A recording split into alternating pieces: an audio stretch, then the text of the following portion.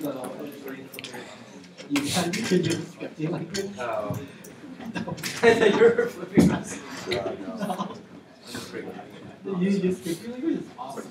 No, it doesn't work. Hey Nat, when is your script? Yep. You have a good introduction problem that you can do as an example. Yeah, maybe.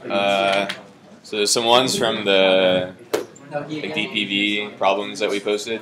I know one of those might be good. We might just do like one we've Like literally, this like already seen in class. Maybe like vertex cover, disk cover, or something like that. Yeah, okay. For the sake of getting a good that we like actually didn't toss so we'll see how it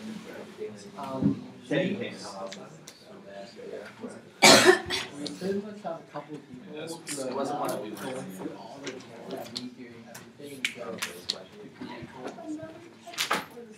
Yeah. Because like really the back end people are like kind of like doing a lot of the sound stuff. Oh yeah. And we're like trying to make their way because like so we think we get the audio is going on. Oh yeah. That was a fucking big factor.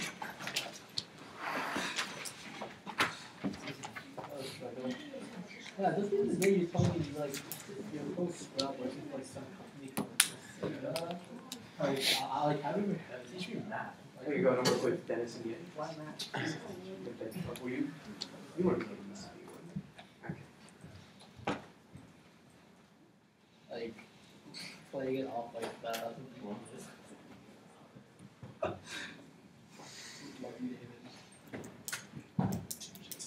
would probably revisit that.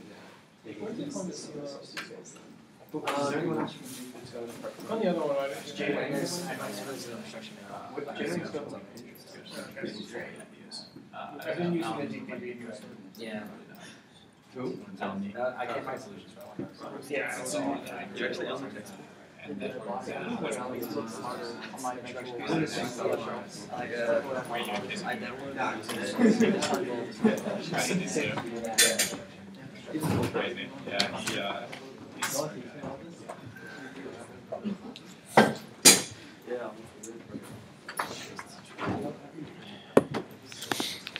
What's your name?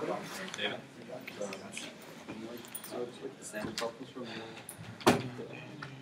It's nice to see how it's easier. There's nobody else. I don't know why It's my fault every day. It just makes everything better. I tried to put in my girlfriend.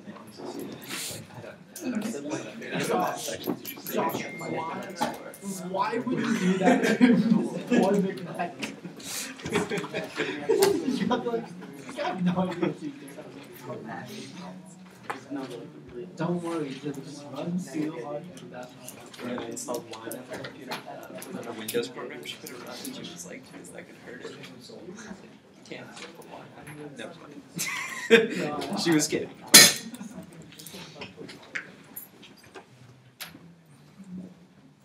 Oh no, Josh. What are you gonna do? System problems were detected.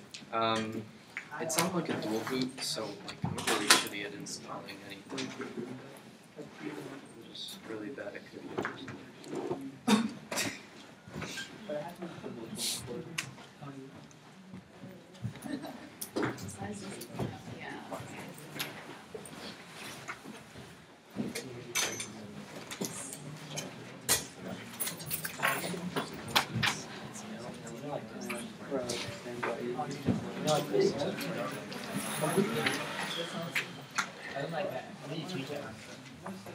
Good job. You see, I can get a list of the answers to the questions. Yeah, but then I have the solution. You do? Yeah. Can you send that? Wait for all 3 books? No, well, that was okay. Just the one here. Yeah, but I'll take it short. Do I need to pay you? Yeah. How much I pay you? 50 equity or 50 Equity. 50 money? Equity. And you have negative $10. It's the equity. I'll say you do.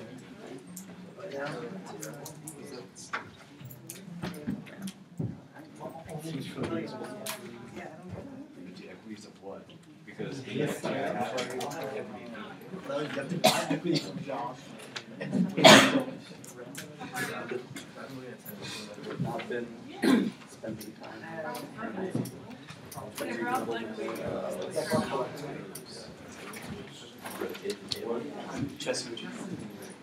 I gotta say the or just white. Every time I see you, it's Cody. Is that sticker? Well, everyone's smart. Everyone's like, wants to eat it and wants to eat it.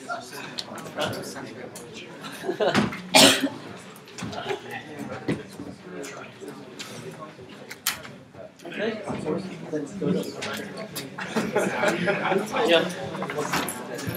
But actually,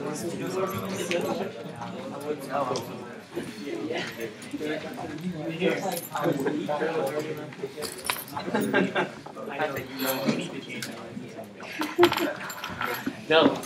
I mean,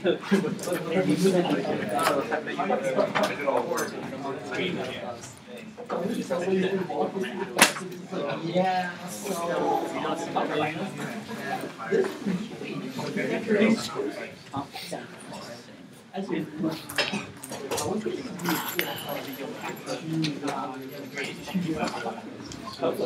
I mean, I don't know. Like at this point, I just and I have to finish the 3:35.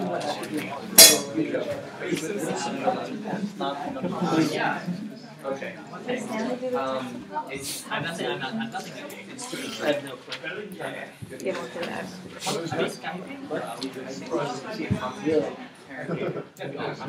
So how passable is this class? How passable? I think it's very passable. I think. I did like average on the homework. I mean, if you do average, I mean, I think it's, But I don't know what average but like grade wise is going to below be. average on the test. But, okay. I don't know. I don't think you'll like even if it's like just like base value As long as I've scores. been like turning things in, I can. Yeah, no, like if you're around average, you'll pass. So I wouldn't worry about the feeling. Even if like the score. Even if I'm a little below average. Yeah, I don't think he's gonna be like everyone like just because average was like a low, Yeah, like was yeah. 50%. Like he's like, okay, as soon as you're below that, you fail. I actually would be surprised if you fail. Like if you probably will fail if like You didn't literally do didn't do the anything, homework. yeah, so. Okay, because I've turned everything in. Just like. Yeah, I don't know. I can't give you an idea. Are you qualifying failing as a D too? What? Just an average. Yeah, well, I don't know what like your metric for I'm failing. fine Like with if the D. you're fine with the D. I just need to pass the class. Okay, well, let's get started. It's nice to see some new, fresh faces.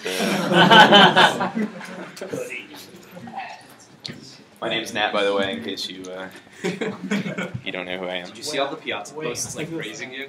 Yeah, I know, that was cool. It'd be funny if it was a plot twist and it was just me posting like anonymously. Yeah, we love you. That's fun. Just to poke fun at Sam. So that's what you were doing right before you got here. Yeah, no, that's why the lecture notes for 23 aren't up yet. Is I'm just sitting around praising myself for not doing work. Okay, cool. So sort of like the last review session, we'll just let you guys ask questions, and I'll try to solve them. So.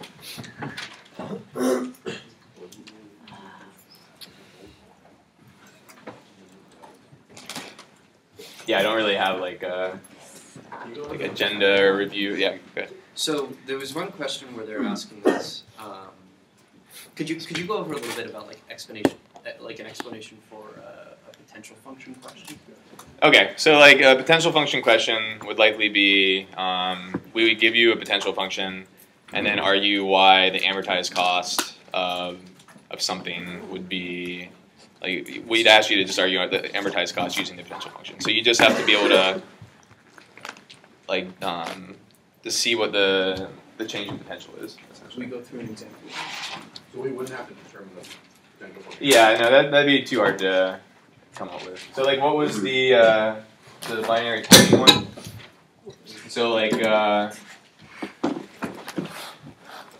This is what we did in class with. So you're incrementing a binary counter. So you have like some string of bits, right? And say it's an n-bit number, and then you're just doing we'll say it's a log n-bit number, and we're incrementing it up to n itself.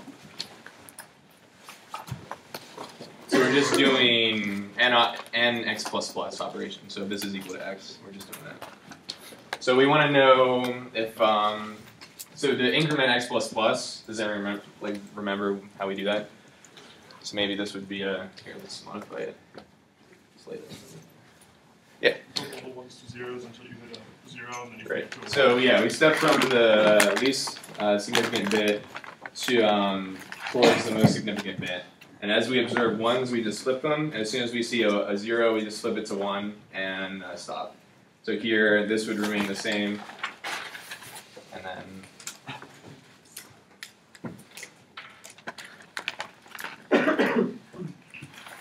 that's what, I mean, that's just like using basic carry addition, but on binary numbers. So obviously, so we want to count the number of bit flips we do when we do these n x plus plus operations. So what's like a really rough upper bound? What was on how many bits we'll flip? Flipping everyone every single time. Right, and so how many is that? Okay, so then log n is obvious, right? Since we're going to do this n times, there's only log n bits in total, so n log n is like rough upper bound. So ideally, and the right answer is actually it's O of n. So in fact, since I mean intuitively that should make sense. It's only in a few operations are we like flipping close to log n bits. So really, if you look at the number of bits in total or the number of flips in total over, it's going to be some constant times n instead of log n. And so there's a bunch of different ways. So we did like just a direct analysis, and we did a charging argument. But then, so the question was, okay, so what was like an example of amortized cost with a potential function? So the idea with amortized cost is that you have, so we think of, let's say like CI is the cost of the ith operation. And what we do is we define, so this is like actual cost. So then like amortized cost is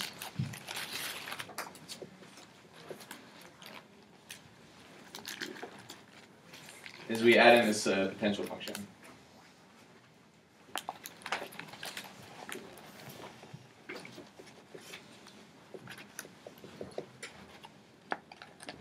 So the potential function, we'll just say phi of I maps the state of whatever you're working with. So like the ith state, so like the state of the ith thing that we're working with here is just what the string looks like after the ith increment. And this is maps to some real number, so like some scalar. Aren't we saying that the operation always adds potential? It doesn't always have potential. Sometimes you're going to have an increase in potential, sometimes you're going to have a drop. So so the requirements is that we have is, so we take this, and so what is this equal to? So if I have, so I define like phi of 0 to be like some base value. In most cases, it's just going to be 0. But if I do, how can I simplify this expression?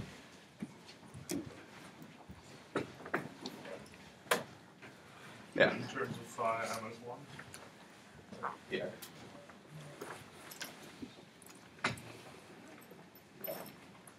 Okay, so these terms are going to telescope. So when I'm on like, you think of this as like a for loop, when I'm on like I equals some value, I'm adding in phi of I, but then when I is on the next value, then I'm going to subtract off that I is now I minus 1, right? And so I'm going to subtract those out. So each of these potential values that I'm adding in for each as the amortized cost gets canceled out. So really, so this is, sorry, just make this. Not part of the sum.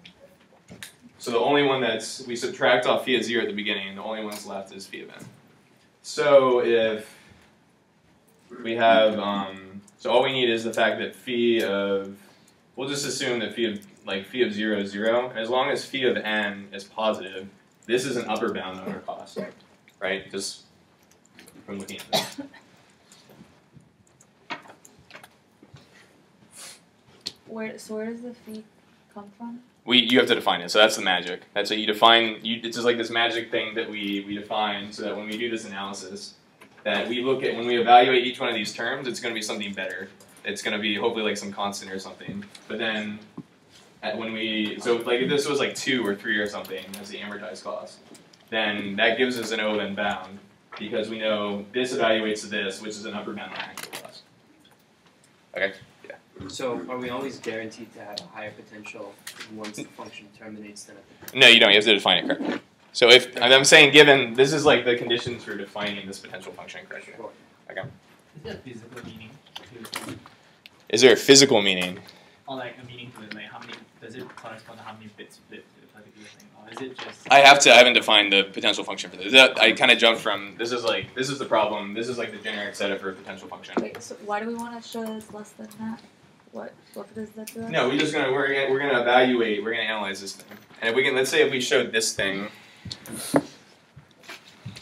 was O of n, okay? So if this thing's O of n, then it's an upper bound. then because this is an upper bound, this is an upper bound on actual cost. And how do you know that it has to be less than the other one? How do I know that The what? left side has to be less than the right side. This way it is. Everything collected here. Because this evaluates the actual cost plus like So if phi you're of showing- n minus phi of 0. Phi You're of showing 0 it's is positive. 0 in most cases. And as long as phi of n is It's going to positive, be bigger than that. it's a number bound.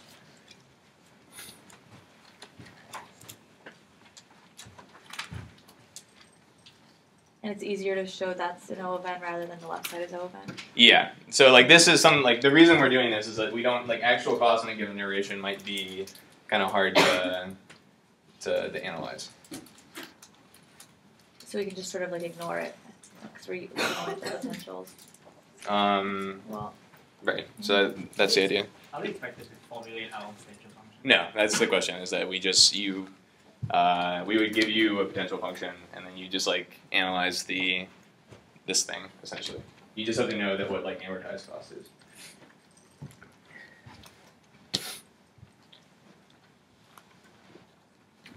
So how are we exactly determining amortized cost?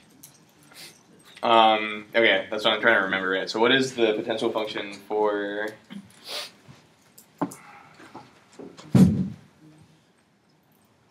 Does anyone have this is like lecture 15? Number of ones, like It's the number of ones in the... Is this the big book? You want to that lecture? Yeah, here, let me just look that over real quick before I tell you. Do you have them printed out? Yeah. Ooh.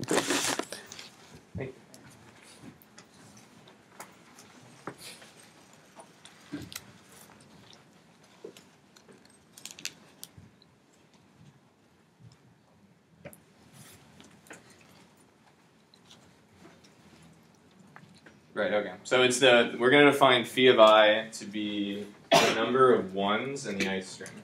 So this is what, when we didn't explicitly define this before.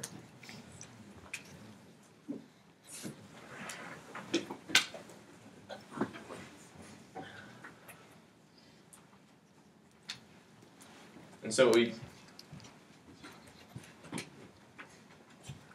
so this gives us something tangible to sort of work. It lets us sort of mix in this change in potential with like the actual cost. So what happens on the ith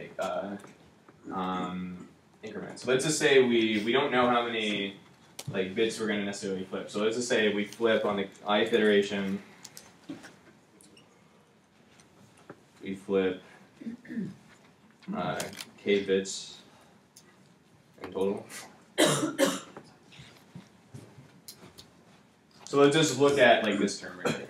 So what is C of I or C of I? So we're flipping k bits in total. It's a scale, right? So we'll say C of I equals.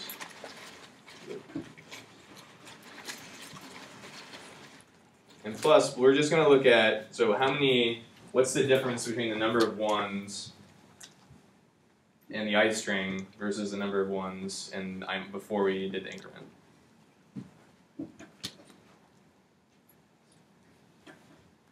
So delta phi of I is this difference. Right? Or change in phi, I guess we can, whatever you want to, this is notation.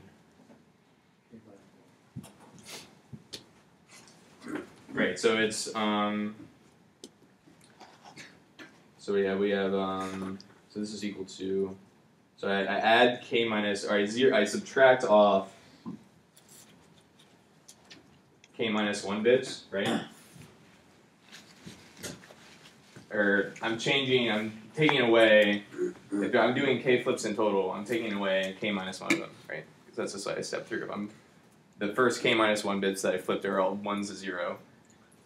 But then that last one, I'm adding in an extra 1.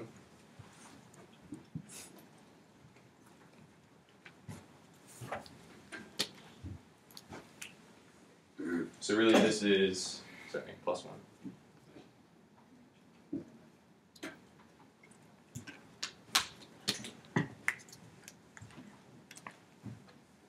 Let's make them okay. So it's K, G,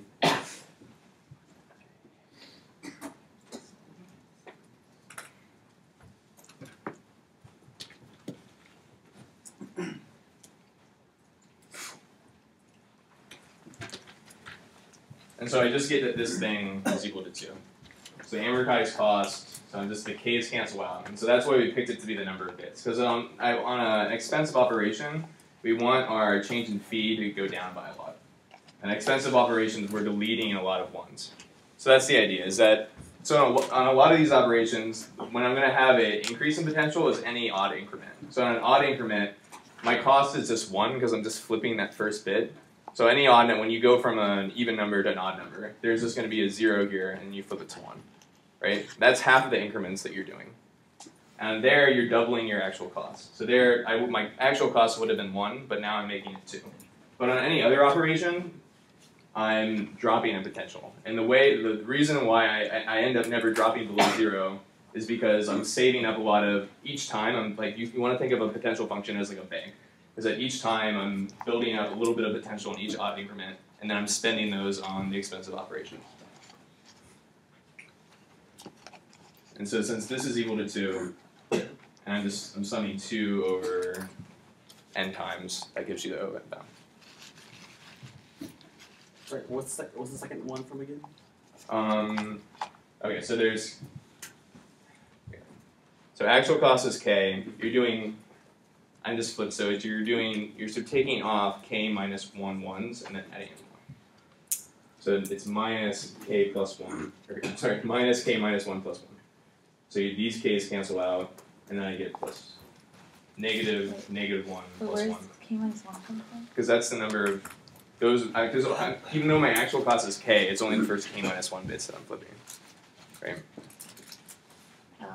Well, because I'm just confused because it says we flip k bits total and iteration. Well, because the first k, where it's, but this isn't the change in 1s, is how we're defining the potential function. Okay. So there's only, the first k minus 1 flips are 0s to 1s. Those are the ones we're adding. And then we're flipping a 0 to a 1. Okay. Right? And so the number I'm sorry, those are the ones we're deleting. So the first ones are all, we're changing 1s to 0s. Yeah. And the last one we change a 0 to 1. Which adds 1. Which adds 1. So that's this. So the actual cost is k, and these first k minus 1s are flipping 1s to 0, and then I'm adding in the extra 1. So we found a way to rewrite cost plus change in potential as... I mean, we're just evaluating this. What I was doing here is I'm just like analyzing what this is. Right? Oh, okay. But then, given what I said before, that gives us an upper. Yeah. Does it change if you start at a non-zero number?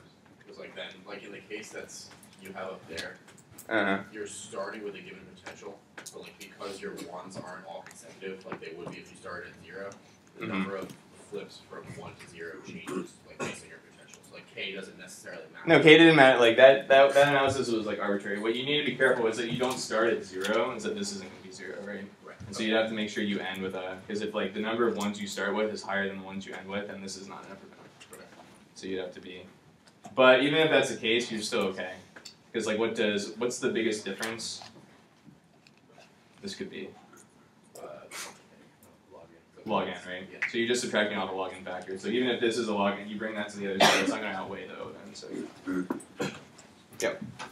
So like, would we be given that the potential? Yeah, you'd be given this guy, and then you have to sit here and do this, and sort of say like, well, we'd ask you like, okay, so how many flips what's your actual cost? You'd have to say, well, assume your actual cost is k, how many bits are you flipping from 1 to 0? But would you tell us that like b is equal to? Yeah, exactly. So you don't have to like. I couldn't come up with that. I couldn't think of that. It's potential functions are hard. They're not like they're like. How do you come up with this? Well, how do you decide what to call the cost of? How do you decide what to call the cost? The cost is obvious. You just look at the ith step. I just like assign k to be the cost of the ith step. And once you have, and you're just saying, once you have k as the actual the number of bits you're flipping, then everything. You're just like So putting a cost is parameter number to the of bits problem. you're flipping. What's that? Cost is number of bits you're flipping. On the ith step. Okay. So that should be clear. But then you'd have to like analyze. And Okay. the idea is the cost part just cancels out. Okay, yeah. So like, if you assume K, you just need to understand the change in potential. Yeah. And so you just like can compare the I and the I minus 1 stat. So you just like what is the difference in if this is the potential function, what's the difference between before I do the increment and after I do the increment? Okay. Hopefully that's good on that side. Why would that be equal n? Why is that equal to? Because we just argued this is 2 on any given I. Yeah. And so I'm summing through n. It's 2. Okay. Yeah.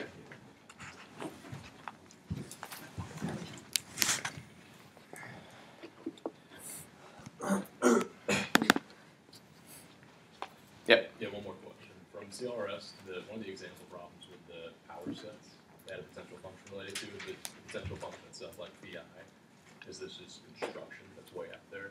Would it be something like that? No, it's like if it was hard to come up with like a question from these textbooks that would be like an okay one for a test one. So, yeah, like it's not gonna be. We're not gonna use something complicated. Yeah. What's the point of LP duality? How does it help you to have suddenly 2 different problems? Yeah. Okay. Good point. So in terms of the test, first just know what a dual is. Know how to take a dual. And then, like, so intuitively the idea was, like, if we didn't know how to solve the primal problem, what we were trying to come up with are we were trying to come up with the scalars that we multiply our constraints by, such that if we take a linear combination, the linear combination is given by those scalars. That gives us so if it's like a minimization problem, it gives us a lower bound on our actual cost, the objective. But it's kind of, there are a lot of, like, the problem with, like, introducing duality is that a lot of the applications are fairly advanced to like, see, like, why you care about them. Like, people use duals all the time in, like, approximation algorithms. Use it, because what did we do? We did LP rounding on Tuesday. Yeah. So, like one thing you can do is instead of we were competing against, so it's good to know, sort of a feel for, like, if I have some minimization problem, so if I have, like, ops of, we'll call it, like, the fractional solution to a minimization problem. So we know that the optimal for once I specify the variables to be integers, that has to be big, that has to be bigger, because it's a more restrictive thing. Since integers are also, if I have some problem, I'm allowing the variables to take on fractional values. That's a more relaxed constraint, and so I can only my solution will only improve in that case. And in fact, let's just call this like prima fraction. So it's the best solution I can get for the primal. And say primal is minimization, and then dual is maximization.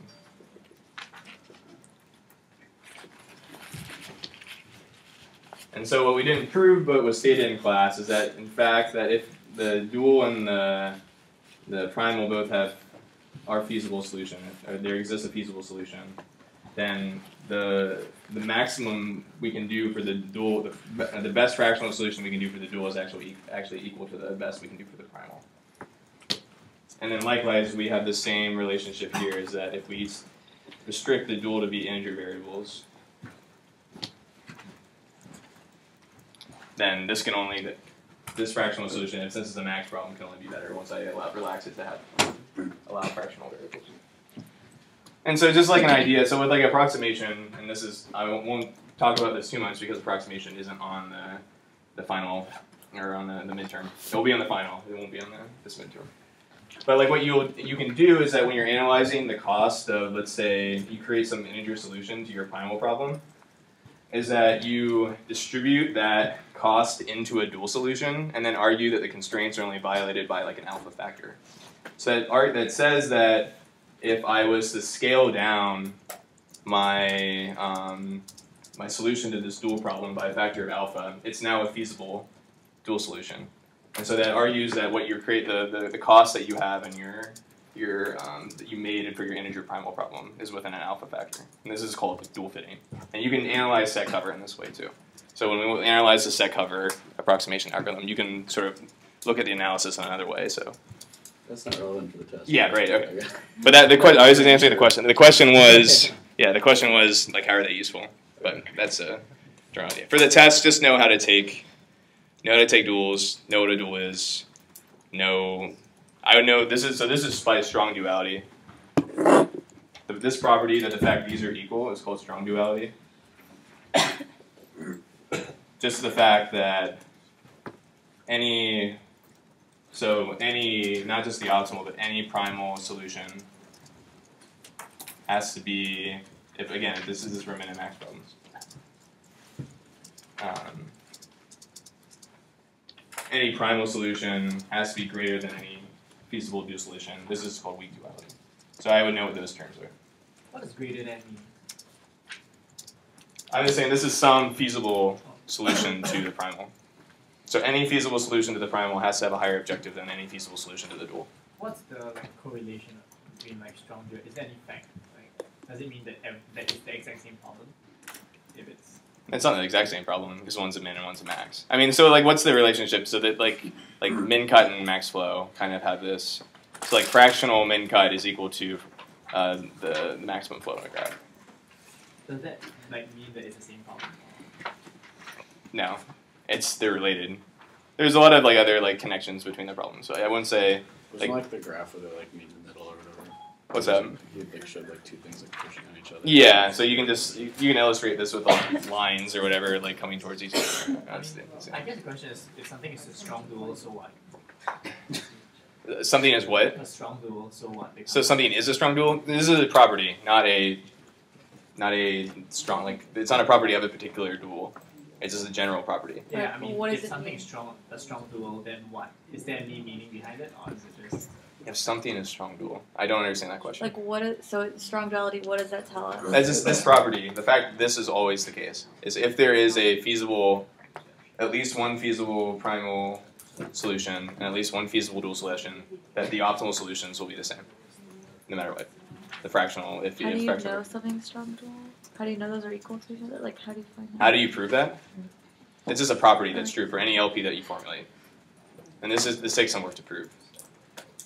I think we did this in class. This isn't too hard to prove that the fact that any primal fractional solution, and that's basically when we went through and we talked about where do duals come from. It's just the fact that this is how we're constructing the dual program. It's just naturally it's a lower bound on the cost of the best cost of the cost of any fractional solution to the primal. Okay. Is that supposed to be greater than or equal to, or less than or equal to? No, I screwed up. This is a min. So the primal is a minimization problem. So you're trying to bring down the primal as much as possible. And the dual you're trying to maximize. Okay. So you're just saying that it's a maximization problem 0. If everything's positive, has to be positive or non-negative. 0 is going to be a solution to this. And for a min problem, it's you can pretty much satisfy the problem by setting everything to a very high number. So this says of course that's going to be the case for but this is saying any solution I come up with for this minimization problem to the primal will be have a higher objective than any solution I come up with. But in fact, and then the best solutions coincide. And when you say know how to take a dual, do you mean derive the dual from the primal? Or? Right, yeah. Okay. So, I mean, there's a mechanical process. Do people want to go over that maybe? Or? Sure. A quick example or something. Okay.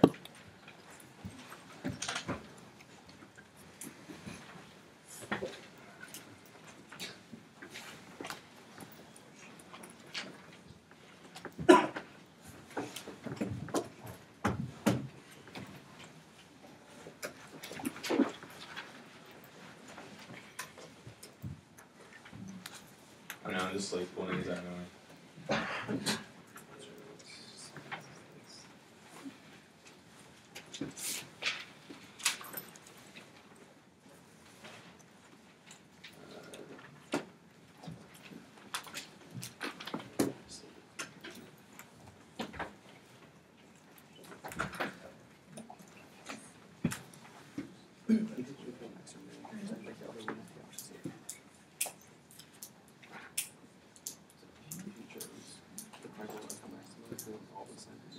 Are those X's or Y's? Those are all X's. Up there too. Up where? X such that the first line is such that. Yeah, they're all X. Everything's X.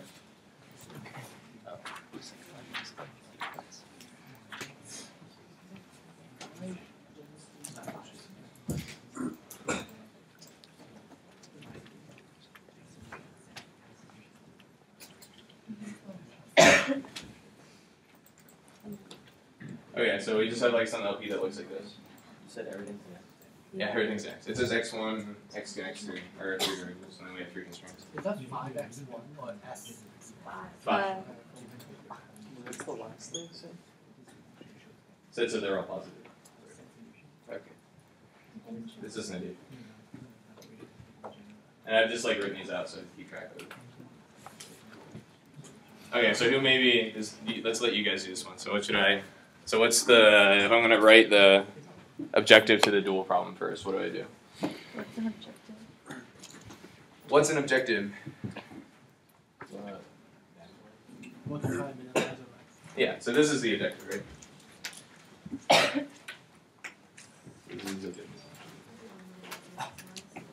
Yeah, it's just the thing, you're given some function of the variables that you want to minimize. So that's what I mean when we say objective. And then constraints are these things.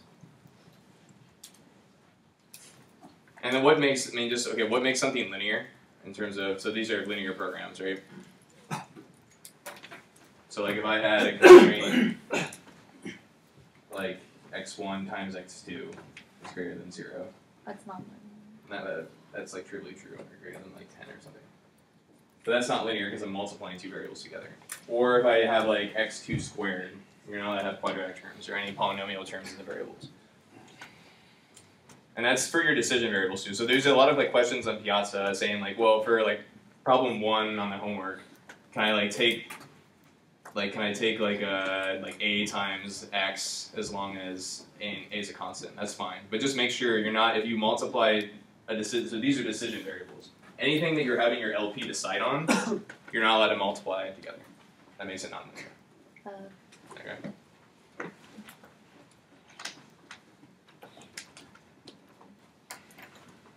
Okay, so going this guy. So what's the, so someone said, okay, the dual is going to be a max problem. So that's the first step, is that if I start with a max problem, I think the dual is going to be a min problem, and reverse. I mean, the dual of the dual is just the problem back. So it really, you can call, it doesn't matter what you call what, right? I could call whatever I make over here, I could call it primal. And if I took the dual, that it would give me this. So it's just like a frame of reference. Okay, so it's going to be max. And where do I get, what tells me how many variables I have in my dual?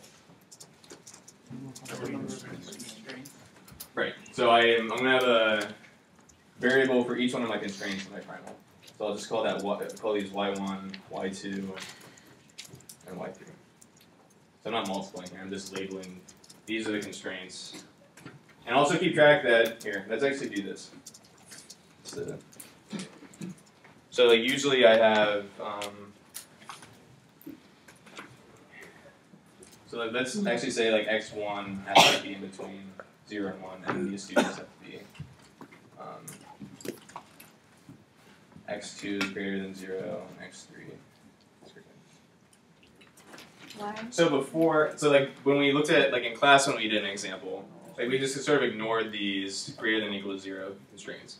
That's because, I mean, I could assign a variable to, like I could assign like y4 to like this guy or something. But then I'm just multiplying by 0, so it's not going to show up in my objective, right?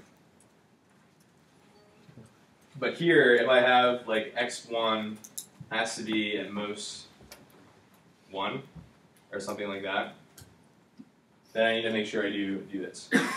Is at first you want everything to be, you need things to be in standard form.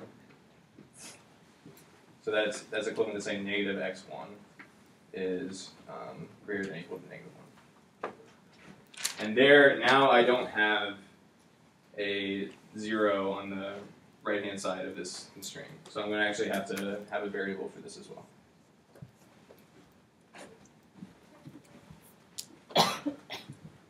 So I've just split these two constraints. So like keep that in mind. So if there's like a restriction on like the range, so we've seen some problems where you have like xi has to sit between 0 and 1. So make sure that, I mean, these you can ignore once you have like 0 on the right hand side, but if there's like a 1 on the right hand side, make sure that you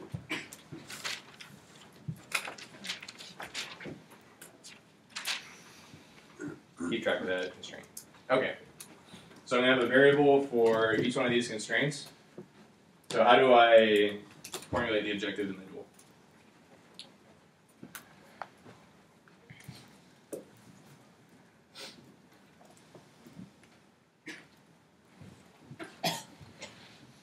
Isn't it just 5y1 plus 2y2 plus 4? Right, so I just look at these whatever's on the right-hand side of these constraints, and then that's going to be my multiplier and the objective.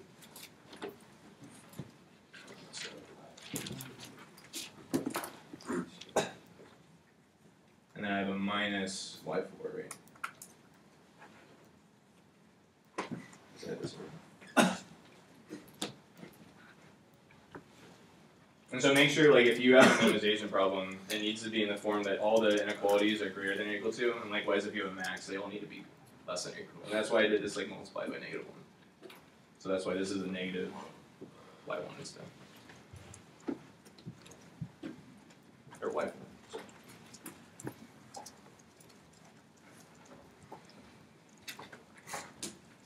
Are you not allowed constants on the left side of the equality? You're not allowed constants on the left side. I mean, you could just move the 5 or the 2 or the 1 over and then have a 0 on that other side. Oh, I see, like something like that. No, yeah, you want to simplify. Yeah, I wouldn't leave constants. Put the constants over on the left side. Yeah, so you want it in a form where you're just like scalar times variable plus scalar times variable, and then any constants you have, bring them over to the other side.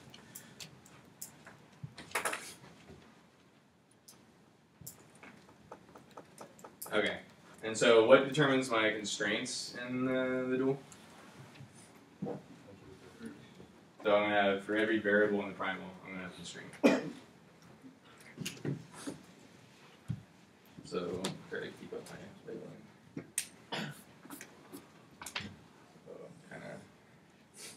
So I'm going to have an x1 constraint, an x2 constraint, and an x3 constraint.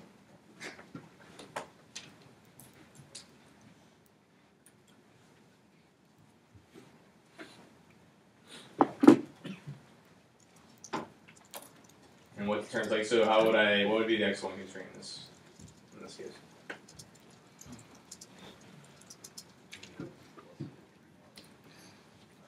What was that?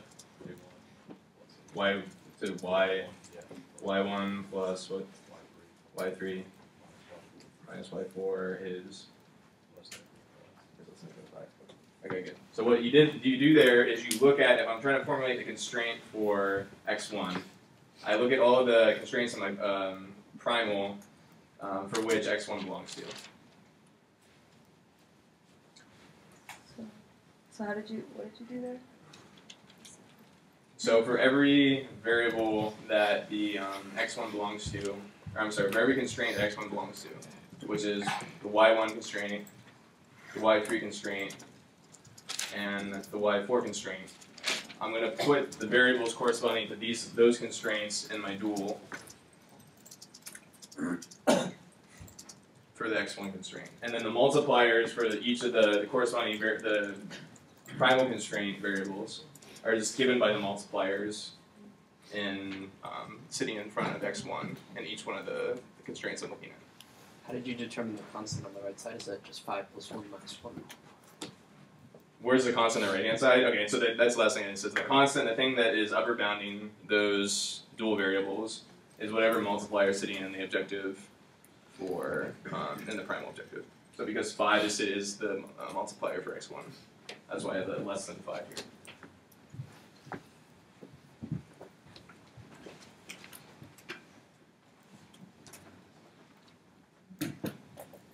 Well, so you can go through and do whatever you want to do the rest of it. So what's the, so there's only one, so I have 2 y2 is less than 10. Wasn't there one way? Oh. No, because I have a 2 sitting, x2 is only sitting in this. There's an x2. Oh, I'm sorry, x2 is there as well. Yeah. And then I have Is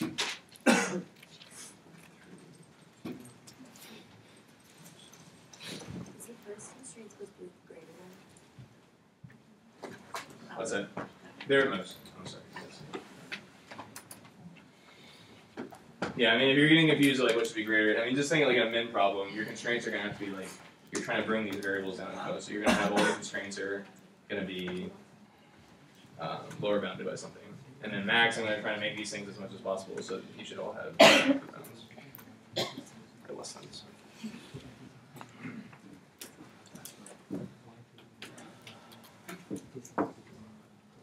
And then I just have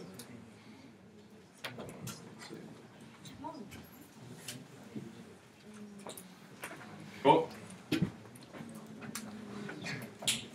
Alright, so that's taking a dual. So now how to do that. What about for y4, is that also constraint? Oh, I'm sorry. No. Y4. So Y4 appeared in this constraint because it was the only place Y or X1. So X1 is the only one sitting in the Y4's constraint. So the only place that X4 is going to show up is in X1's constraint. So where did the greater than 0 come from? What's that? That'll just be the case. If you formulate, so this can get a little, like if you have like mixed sign, there's like tricks for like doing, like, these are equalities and whatnot, but like if you have it in this form, in the primal, then this is just, these are just like automatic. These have to be non-negative in the dual as well. Yeah. Sorry, can you explain how you got y4 constraint again? So that was, I just added that in. So that was at most, I'm just saying x1 had to be at most 1. And so I said, well, I want all my constraints to be lower bounds and for if I have a minimization problem. So I just changed it to negative x1 is at most negative 1. Or is, I'm sorry, is at least negative 1. Yeah. Can we talk about reductions a little bit? Yeah, okay, so. If people don't know what these Yeah, wait, is that the most we're gonna need to know, like setting these up? Setting this, so yeah, know how to formulate problems, know how to take duals, know how to, like what else did we cover in class? The only thing I can think of is there was an LP for short's path, where like the constraint involves paths. That's really kind of. Well, yeah, Yeah, they it's did like the shortest path. in and class we then spent a lot of time doing LPs where it's like we're gonna take a problem and abstract like an LP to it, but then like the practice problems were all just like profit or like like multiply like 12 times something and then like do an LP. Yeah, It's right. basically just a pretty simple like series of equations. Yeah, but I would be able to, I like the problems that if you give some like generic problem, you need to formulate it as an LP. It's not going to be, so like the one in the homework is like pretty tricky in terms of like how to translate that formulation. Right. I would know to do more than just like, so the examples in the like DTV were like a little bit simple, but I would probably know somewhere like in between. Like I like if someone gave you something like of the similar flavor vertex cover, it shouldn't be like super difficult to like formulate that.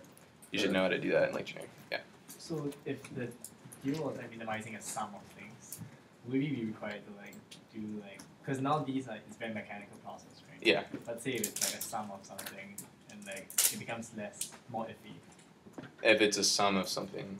Because this is an LP, right? So basically we take a dual of an LP. Yeah. So say if you want to take a dual of say an LP which is like shortest path, which has like a sum of edge belongs to something. Right, but I mean you can like, yeah, so this is like you should be able to look at like a problem, like if we gave you an instance of shortest path and we like, you should be able to like formulate the okay, so maybe not shortest path because there's a lot of different LPs for shortest path and they're not like straightforward, but like let's say we gave you an instance of vertex cover.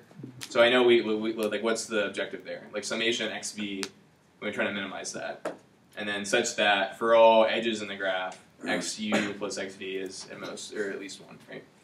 So you should be able to, we gave you like some graph with like 5 vertices and like the edges. It wouldn't be very hard. You'd have like, let's say like 5 vertices. You just like, you'd be able to explicitly write out x1 through x5 and like write that like objective, not in like summation notation, but like as like a finite example.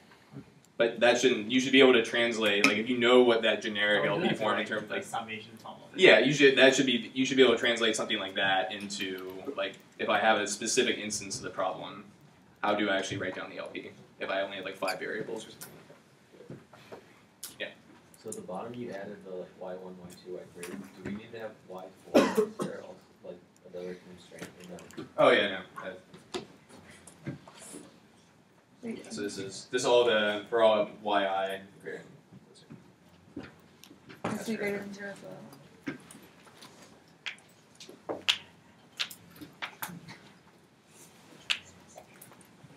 Would it be the same thing if we transform from max to mean? Would it be the same thing? Yeah, exact same process except you just replace. You have, I mean, if you went through and you could get an exercise, if you go through here and do the same process, it should give you back this. Again, you're gonna be, the only difference is now you're just gonna, this is a min sitting here. The process for how you get the multipliers is the same, but now you're just gonna have greater than Oh, I see. Yeah, it's Okay, so going back to the small instance of vertex cover, we have like the LP, but we also have that statement of xi is reg v. How do we, when we were in class, we're in DB, the translation from that to the dual of that statement? The dual of that statement. You know what I mean? Sorry, I don't know. Is that always hold x? Doesn't have to translate. XB doesn't have to be translated. So I'm just saying, like, so the question I was like answering before was, I guess we delete this.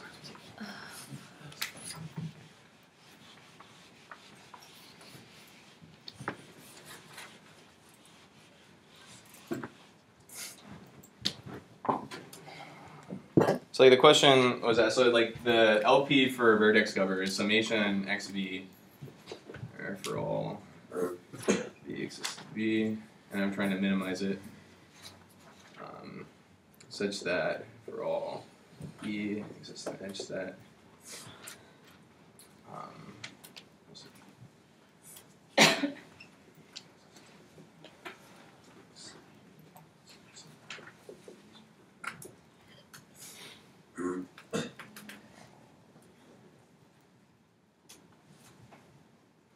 right? So like this.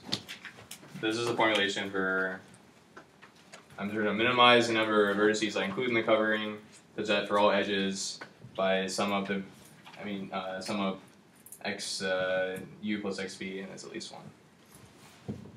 So for the integer formulations, we specify this to be exist in 0, 1, right? But if we did like fractional, like we saw on Tuesday, like we can do we can look at the fractional vertex cover problem. We use that to come up with a 2 approximation. But like all we were saying is that like if you've seen this and you know this, it shouldn't be too hard to say, well, if I have, this is my graph, just write down, and these are vertices 1, 2, and 3. It shouldn't be too hard to translate this thing into this. So that was. It related to the formation of XV, but that just doesn't have to do with. Okay, I'm sorry, I didn't. What's the question? Okay. Yep. So we won't actually have to find the dual for like the general formulation, just like a specific instance. Is that what you I think what mean he's saying is like if you have like a case where there's like summations and instead of like actually writing out the summation. You should be able to know both. You should be able to. I mean, this would be that would be a harder problem to take the dual of something like summation instead of like this is nice because you explicitly see what the variables are. This is a bit more abstract. I would know how to do this, but yeah, that's all I'll say.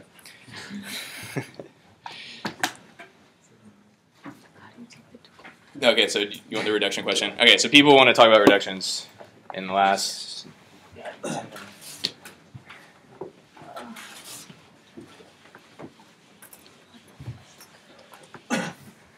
Okay, so what the idea with a reduction is that you have some problem. You have some problem B. and I want to show that this problem is hard. Okay?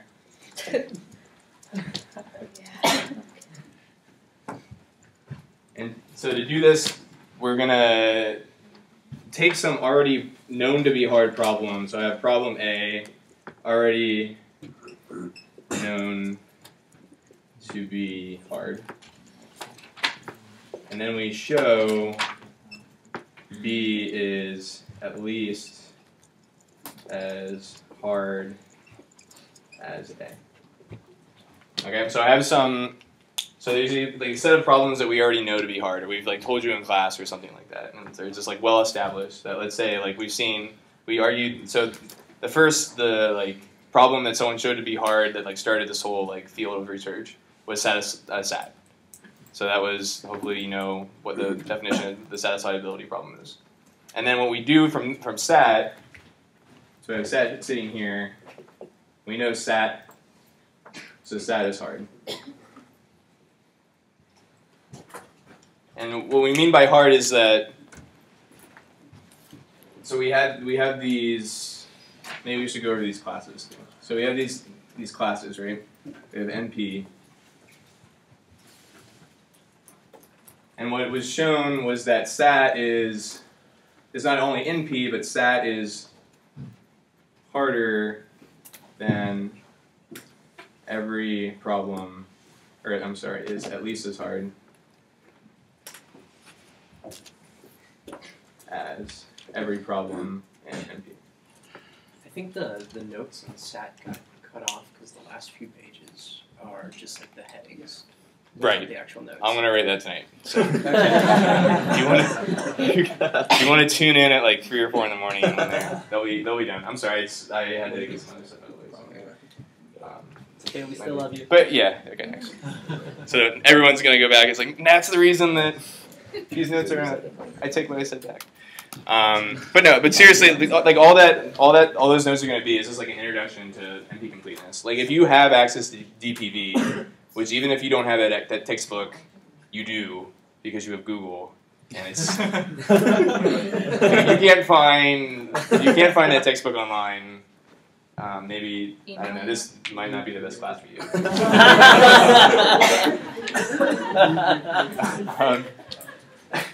But no, and then if you like the terminology is a little bit different. Like they call instead of like Hamiltonian cycle, they use like they call it like Redrata cycle or something like that. But it's still like.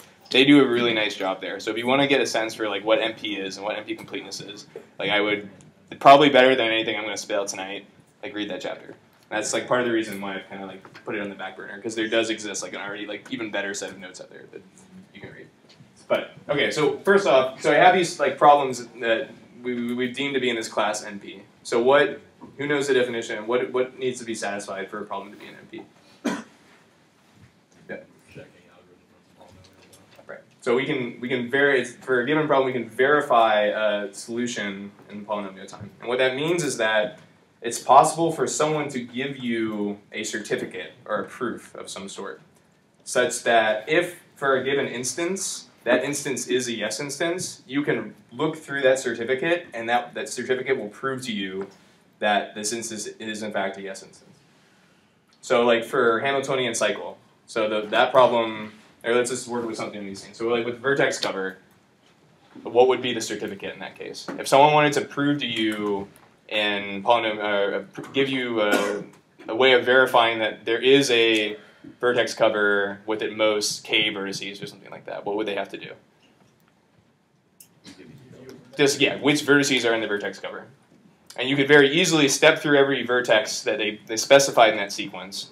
Check to see which edges they cover. You could just keep some like Boolean thing for every vertex, and then you flip for every edge. And if an edge is covered by a vertex, you flip it to 1, and then you can step through an O of n time and check to see if that sequence of vertices does in fact produce a covering. Does that make sense in terms of to argue when someone says prove something's an NP? Then that's what you have to argue. That for this given problem, that there exists some certificate that if there is a yes instance or a yes, the answer to an instance is yes, that someone could prove that to you, or give you a piece of information that would allow you to prove the answer is correct in polynomial time. Okay. So that shows that you're an NP. And so the idea is that someone showed that there exists some problem, that satisfiability, that is at least as hard as every problem in NP. Okay. And so what we say is that such a problem, if you're at least as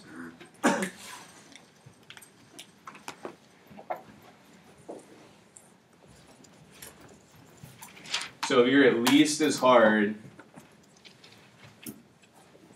as every problem in NP, you're NP hard. Right? So we say a problem's NP hard if that is true. And so so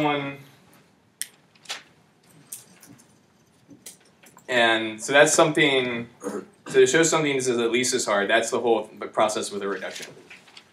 And we'll go through that briefly in a second, but at least, this isn't like at a high level, but these are like some set of problems that are at least as hard as everything in NP. Yeah. So NP hard problems don't necessarily have to be NP? Right. So that's the point, is that everything in here, if you're an NP and you're NP hard, this is NP complete. Alright?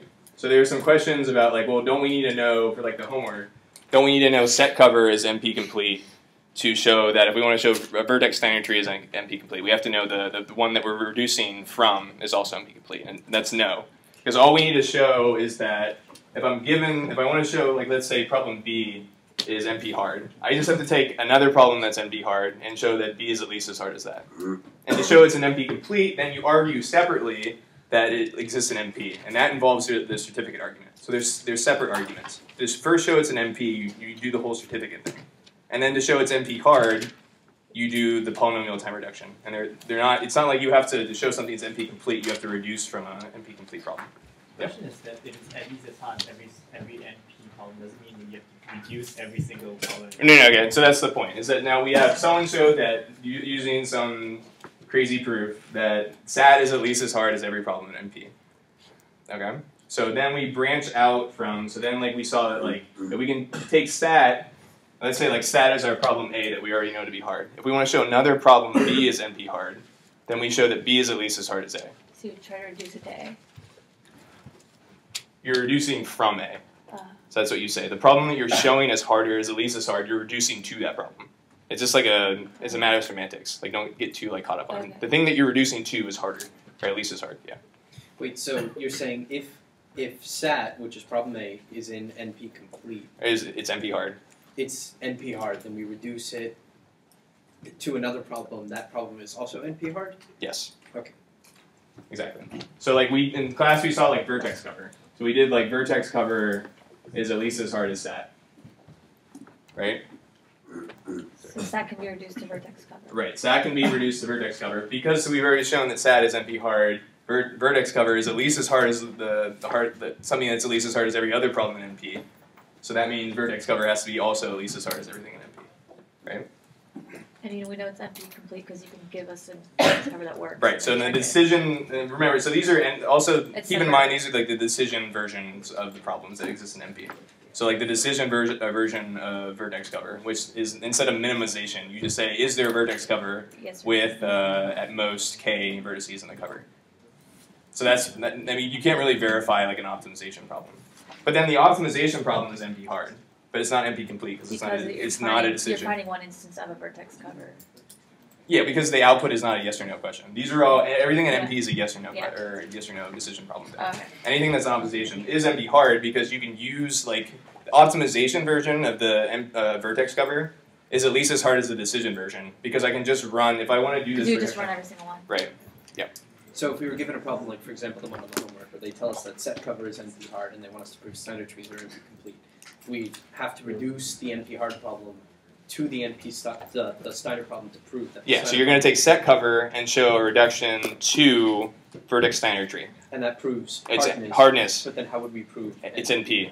What I said before, the certificate thing. It's the independent thing. Okay. So when we got like when we did like reductions in class and like on the homework, it would like give us 2 and it'd be like reduce like from this to this. But then the ones in the book are basically just like super do 'em. open-ended. It's like Yeah. do a reduction to prove this. Like, is We that the will level give of you understanding? the which problem to reduce to what on So the test. how do you do the reduction? Okay, so that the reduction depends on whatever problems you're specifically looking at. So maybe we can quickly Do an example. yeah. So let's do. Are people cool with set cover to or vertex cover to set cover? If I do that example, that's not something that's like really okay. So again, and so when we say that it's a reduction, it's also this idea that it has to be a polynomial time reduction. And the idea is that I'm going to say that if the framework we were going to outline is that if I'm going to make an argument that says there's a way of taking this already known to be hard problem A, transforming it into and taking a specific instance to this problem A. I'm going to transform it into an instance of this other problem B that I'm trying to show to be hard. And that transformation needs to take polynomial time. So I'm not allowed to just like, I can't come up with something like an exponentially larger like instance to B or something like that. So make sure you argue that this is, in fact, whatever transformation you do from the problem A instance to the B instance can be done in polynomial time. Then based on that transform instance, I'm going to assume that I have some oracle that answers that can solve this problem in polynomial time. You're given that assumption.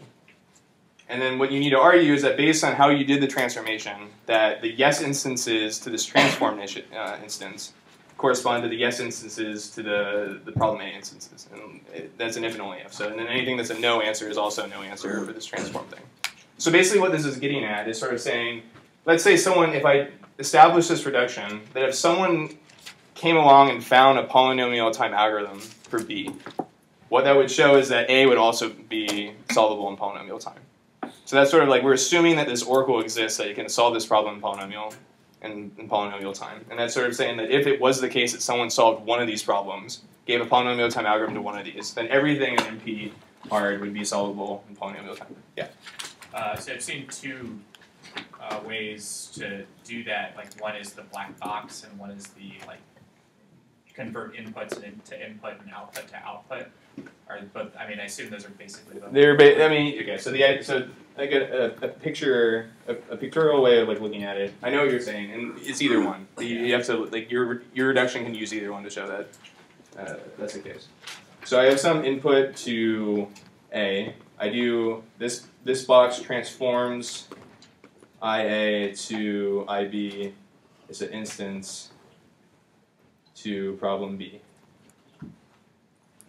So that gives me IB, and then I run some algorithm. So like I have an algorithm / oracle that solves instance of B. We mean it outputs yes or no. And what you need to show is that, so if I have like a yes for IB or a no for IB, that sort of through your argument, your proof, that based on if you construct these two things correctly, that you need to argue that a yes for IB corresponds to a yes for IA, and so on, right? A no for IA. And everything, this entire thing has to be polynomial time. So the transformation has to be polynomial time. And so if you only make one call to this oracle, then it runs in polynomial time automatically, because I'm assuming the oracle can solve it in polynomial time. But you could make multiple calls to this oracle, as long as you make a polynomial number of calls to it. Okay? Are you saying we have to get the oracle? No, you assume that, it's like an assumption, that you just assume someone has an algorithm for a problem B that solves it in polynomial time. Okay, so, example. Yeah, are people cool with staying an extra like 20 minutes or so, or no one's going to take off? Okay. So hopefully people are good on the vertex cover definition. So if I want to reduce vertex cover to set cover.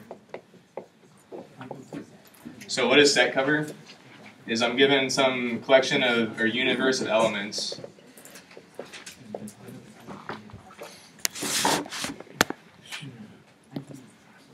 Some collection of elements, x1 through xn. And then I'm also given some collection of sets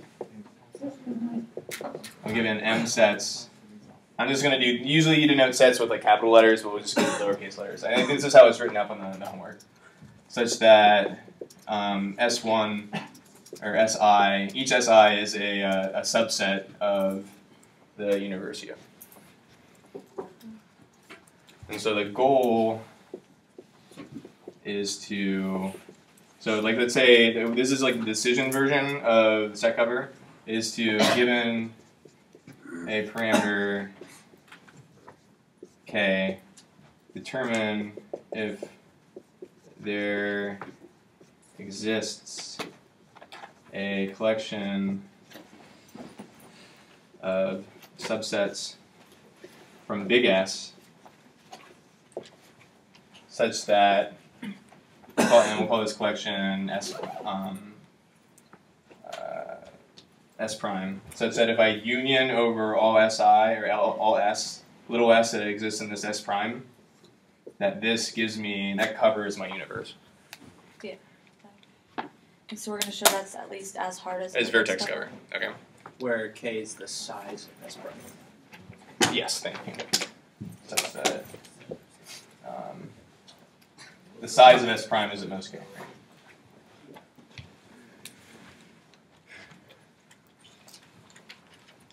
What was that last part? Sorry. The size of S prime, I'm given some parameter K. So this is like the decision version of set cover. I'm given some parameter K, and I want to see, does there exist some collection from the collection of subsets, such that I can, if I union all those subsets together, that gives me back my universe, that every element from U is included, and the size, the number of this number of subsets that I included is at most this parameter K. Oh, okay. Okay. So like K is like something that's given as the input. Okay. S prime is less than K. I'm sorry, S prime. Okay. Yeah. Notation.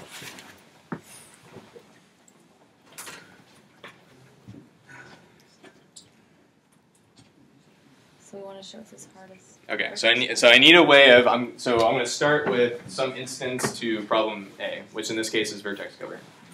And I'm going to transform that instance into an instance of set cover.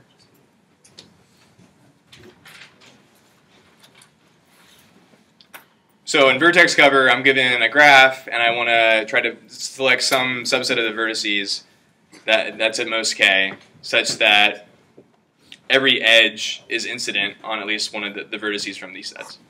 So that you're also checking for existence of. Yeah, so it's so it's the same. We're doing decision when we're showing like NP completeness or whatever. These are going to be like the decision versions of these problems. So what you want to like when you do these reductions, you want to say like, well, in problem A, I'm like, what are the things I'm deciding on, or like what is the structure I'm like trying to minimize. So in vertex cover, I'm selecting vertices, and I'm trying to, and the constraints are telling me to that I have to cover every edge. In set cover, I'm selecting sets, and I'm trying to cover all the elements. So that should give you some intuition as to what should correspond to what when I do this transformation. So does anyone remember, have an idea of like how, given this an instance of vertex cover, I construct this corresponding instance to set cover? I think vertex of the vertex is just the set itself. The set is the edges. Right. So what he said is that I'm going to take for all vertices in my graph, that's going to correspond to like I'll just call it like a subset. Each vertex is going to correspond to a subset in this collection of subsets. I'll just call that S of V. And that makes sense because I'm selecting, in vertex cover, I'm selecting vertices to be in my solution. And here I'm selecting a collection of subsets from S, right?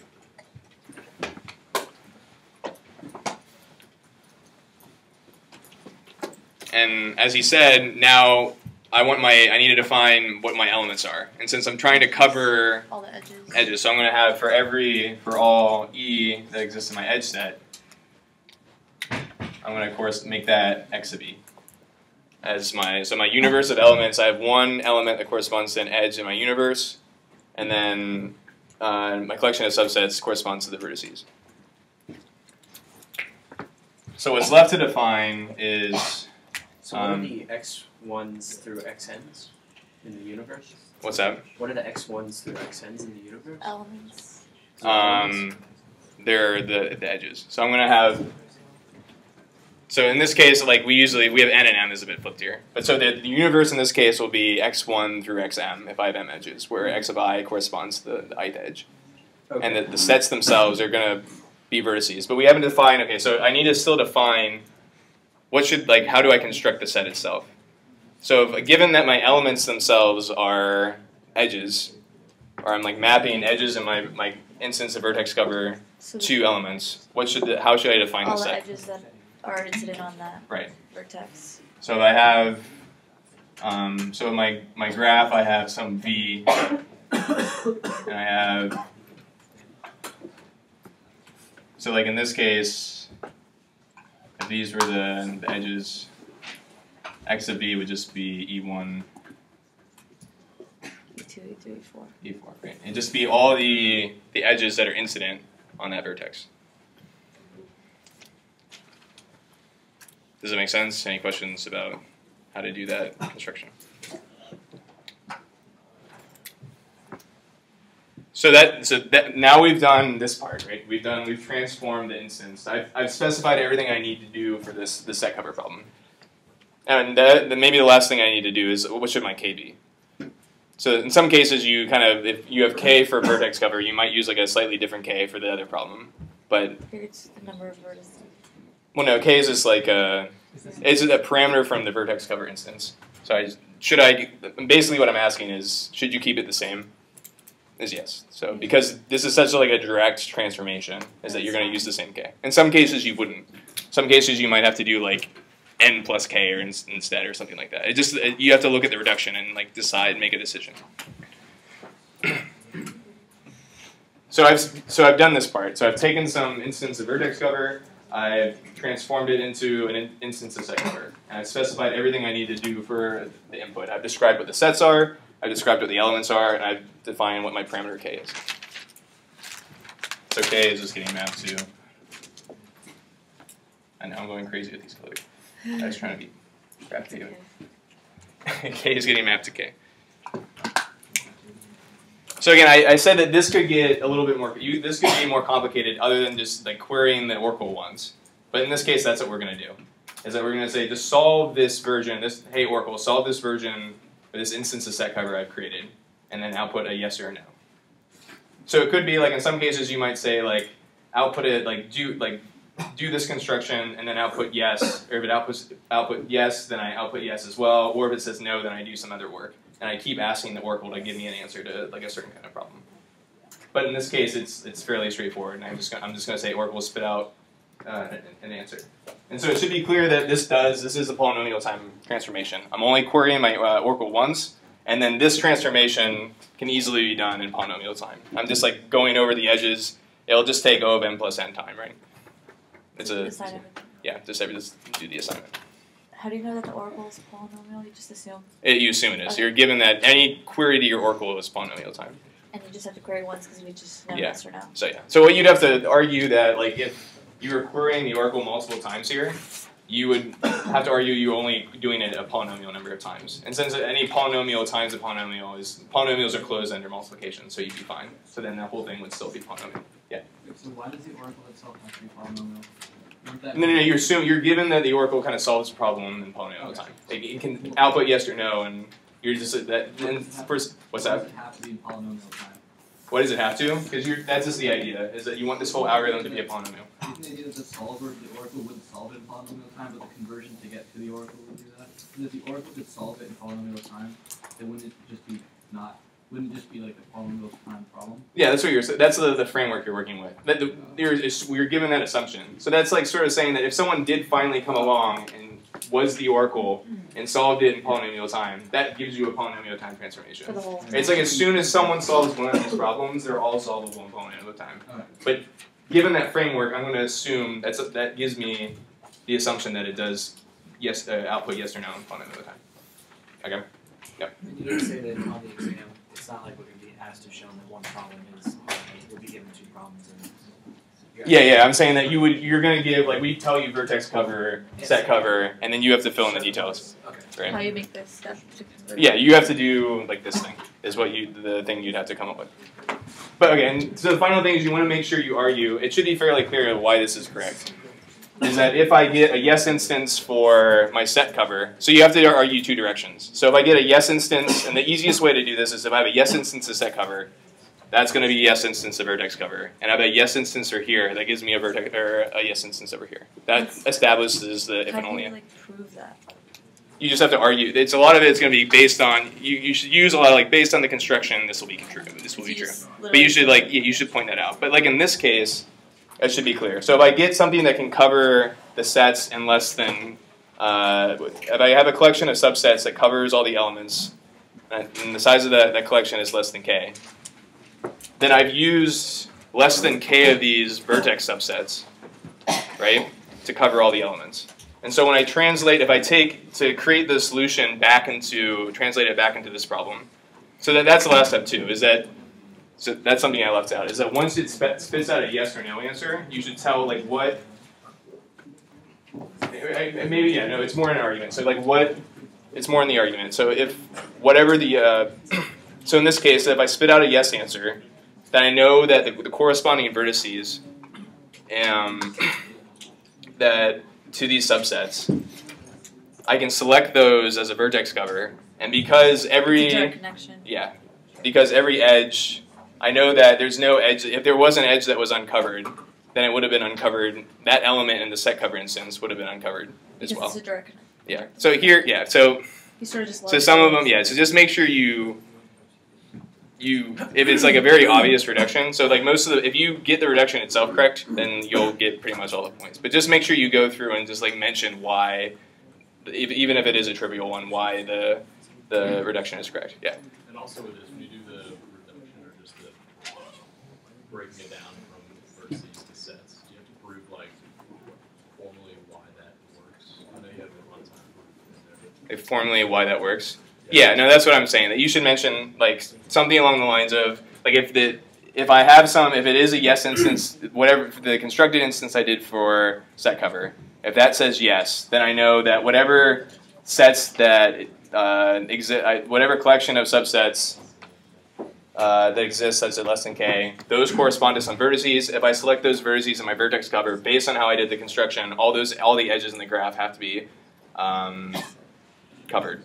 Right, because and you can argue that either by just, I mean, you can see it by like contradiction, saying like if there was some edge that was uncovered, that means there's some set that if I take the union of all the sets that I picked, there's some uncovered element. That's a contradiction, or you can just like directly say it. And then you also want to go the other direction and say if I do have a vertex cover here that says yes, or an instance of vertex cover that's a yes instance, I can take the vertices that I select in the vertex cover yes instance, pick the sets over here, and that's going to cover all the elements. Just because, again, all the edges are covered in the vertex cover instance.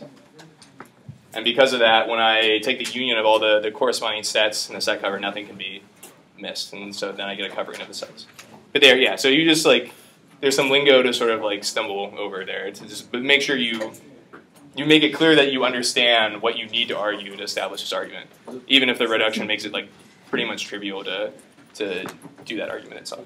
Is it possible to argue only in one direction with like if and only if statements, or no? No, you should do both. And basically you want to say that yes instances correspond to yes, and then no instances correspond to no. But then to do the no ones, you take the you say that a yes for vertex cover corresponds to a yes for the set cover. And that's the same as saying a no for set cover corresponds to a no for, I'm sorry, it's the same as saying a no for vertex cover no for set cover corresponds to no for over here. You're just taking the contrapositive, right? Okay. Yeah. So.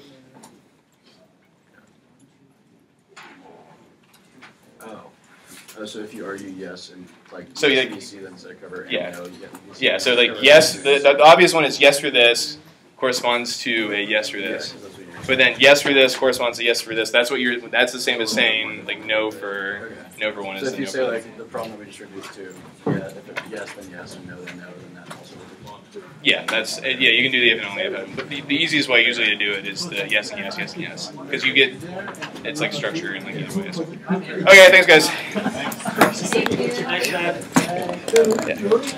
So for like union find, we did a lot of different types of like union find, where like we did it with like lists, trees, and stars. What exactly do you have to like know? Do you have to know all of those, or I would know like what if you have like union by depth or you have like union by rank with Pathfinder, like what is the actual what runtimes you get? Okay, and like so then you can decide which is the best one depending on how many. Yeah, or just be able to answer questions about like just like know those proofs or something. Okay. It's not really like that wouldn't be like a problem solving thing where we actually like implement. Or I know there could be like something like that, but it's going to be more like do you know that material? Okay. So yeah, that's something we like didn't know. I would just be like good with probability. So like like the homework questions where we just said like hey like answer this question about like show that this is an expectation or the probability of this is less than something. Like knowing like linear. Yeah, so like know all the techniques of linear expectation, union bound. I'm trying to think. I don't know what else you guys. I missed the randomization days. Yeah, are we gonna need to know like so like I know you have like base graph for like conditional probability. No, we didn't really do anything with conditional. Thank you.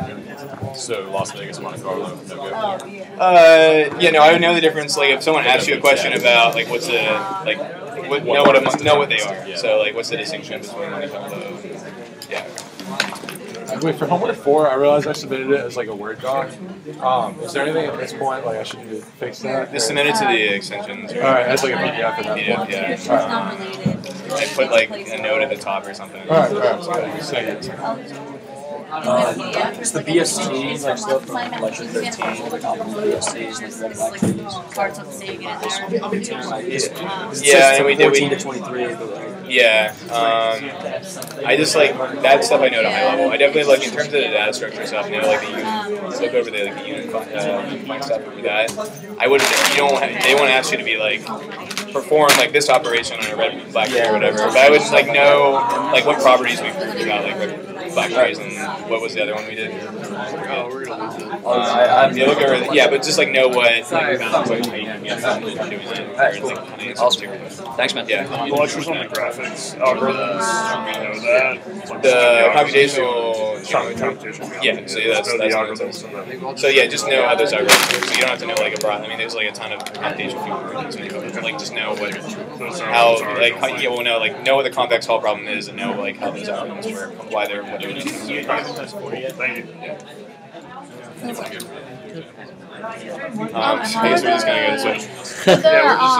The randomized algorithms, like if we don't have too much experience with probability, like do you require us to do a lot of like proving probabilities, like I mean, what do you mean by a lot of? Like the ones like the practice one, like with the birthday paradox, and then it was like what is the probability that there's two people in the same room with the same birthday, and then it like required like the birthday paradox is a lot of like conditional like probability, like anything with like conditional probability is like probably wouldn't be good. But like I think there's some like simpler problems on there. Like there's something about like what are the expected number of inversions you have if you like have a random permutation, and like that's the kind of stuff where you like things where we like you just like either formulate like an indicator random variable and trying to like argue like an expectation, like what is the if you're trying to answer some question about like an expected value, like some like structure that you can formulate like an indicator random variable, and then you do a linear expectation type thing, and then so nothing like super like it's gonna use the properties that we like talked about in class, but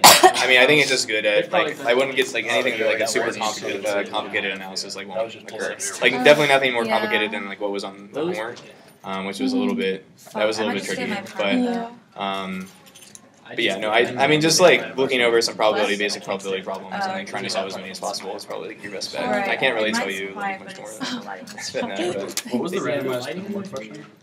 So that had to do with like you had the spanning tree algorithm, and that you just did a random walk on the graph, and every time you saw a new vertex, you added the vertex you just traversed to you added the edge that you just traversed to the spanning tree, and you just like, argued some properties about the probability of adding a certain edge. Is it like you sum over those all vertices that's like equal to n-1, at most. And so there you just you had to see, definitely, yeah. So like a big thing that you were able to like split up if you have like some event you're trying to analyze, like being able to like split that up into like sub events or something like that, like we did. Is like what's the probability that it's added through traveling this vertex versus traveling this vertex? And that lets you, like something along the lines of that. So yeah, it is kind of just like a creative thing that you have to be able to see. But we're not going to give you anything that's like overly like complicated. And just like know all the problems that we did in like class. So like that first day, like what were some of the problems that he went over in terms of like proving things on?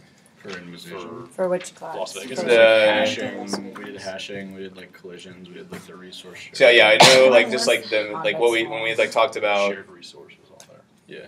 Shared Coupon resource. collector. Yeah, coupon collector. So like just know like what like understand what those are like proving whatever, like what bounds you get out of it. So can we like when one of those they prove like the expected value of xi is equal to 1 over pi, the probability of that I, can we just like use that property? Yeah, so you can cite any problem you did from, if you say like this is, like I know, like he stated like for like a geometric random variable, like expect if it's like probability of p of, so that's what you're saying, the expectation of a geometrically distributed random variable. Yeah, it occurs with, success occurs with probability p. So is it like 1 over p or whatever? Yeah, it's 1 over p. Expected value, yeah. But then like, he also like set up where it's like p, like times q to the k minus 1. But that's p just, like, times q. And like p is the probability of success, and the q is the probability of that's failure. It's like binomial 1 minus distribution. binomial distribution. That sounds common. No, I don't think so. It's like something like that. I wasn't there that day, so I'm not sure. I'll just remember those notes. They weren't bad. What were you telling the other guy earlier about what we need to know about union find? Or just like know. So like we went through union find, we implemented it in a bunch of different ways. So just like know the trade-offs of those. So like what like if I do like this like rule for doing unions, like what like bounds do I get on like my running times for those? Oh, operations? like by rank. Yeah, we do yeah. like So there's like by list. union by depth, union by size, union. So union by rank with like pathfinding and like what are the bounds you get there and like understand like what those. What about hash tables? Just like collision. Yeah, I wouldn't. Yeah, so like. Because I really didn't understand. That's just another thing. It's sort of in the same class as like the union find. Is just kind of do your best to like understand at a high level like what's going on and like definitely don't go. We had like that very specific hashing scheme which gave us there's a distinction between you do like uniform hashing that the expected number of collisions is still like it doesn't matter like. Your expected number of collisions are always like pretty high. It's like pretty high. But if you look at you want the probability if I take any two elements, the probability of that like any pair you pick should be like 1 over n or something, right? Whereas if the union find that's not the case. Like for some of them, the probability is 1, but in others it's 0. So you don't want to have that kind of disparity. So that was like why we went through that whole like process of I not understand how that hashing scheme works, but like understand what that hashing scheme is like obtaining and like why is it improved over like the naive one that you like this is the uniform hashing that we did it at the start. So more questions? Seems like you're just people trying to get as much as possible. Yeah, I don't have any more. Thanks for all the help though. Yeah, thank you. Hope that this exam is a bit better of an experience. I'm kind of like despaired and despair.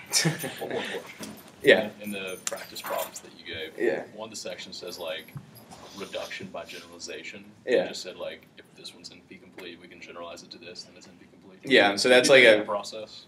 It's like some abstraction of that. You know what I mean? Yeah, it's the same thing. Is it the reduction is just like take this. So you don't transform like the instances at all, and then you just like transform that. If this is a generalized problem of this, what do you have to do the transformation? In general, it's like nothing, right? Like this is a specific instance of like a more general problem. You just take any instance you give to this problem it has a direct translation to like something over here.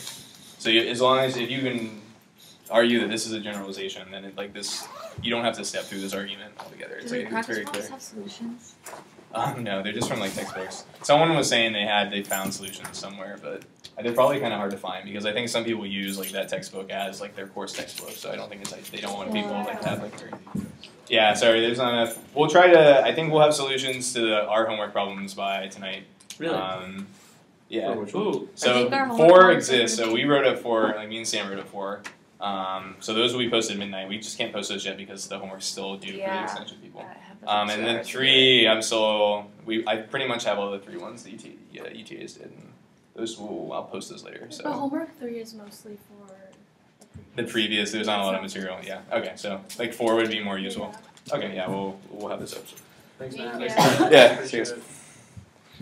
Sorry, you guys were waiting patiently. For homework, problem 1, can I have something like this is a constraint, right? So we have a variable that does not appear in the objective. Yeah, I know, but it's still a decision variable, even if it doesn't appear on you can't have that be the case, but you don't want. That's fine, and DI is a constant. Yeah, right. And this is linear. That's fine. But I don't know if it's correct. But you're allowed to, so your objective function, you're going to have these xi's. You're defining xi as like if home I is covered, then set it to 1, 0 otherwise. So right? S1 doesn't have to be in the objective. So S1 is just going to appear in your constraint. It's going to enforce, so you're going to have to set to be able to set xi to be 1, it's going to depend on where S1 and S2 are placed. You want your constraints to enforce that. I can only set xi to be 1 if it's in range of at least 1 square. Okay. Does that make sense? Thank you. Yeah.